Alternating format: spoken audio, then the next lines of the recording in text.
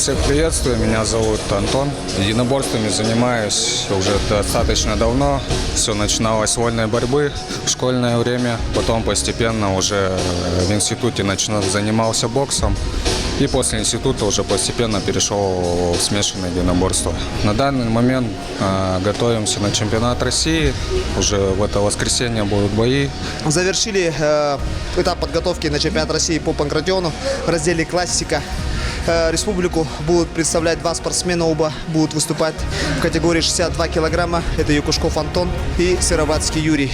К сожалению, идеально подготовиться не получилось в связи с болезнью.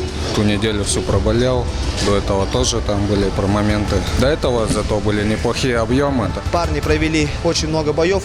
В предстоящем сезоне дрались на Дальнем Востоке по Союзу ММА, по правилам панкратиона, где проводили хорошие, яркие, сильные бои. Так что нацеливаемся на призы. В парней своих я очень сильно верю, потому что видел весь проделанный объем работы, который они сделали.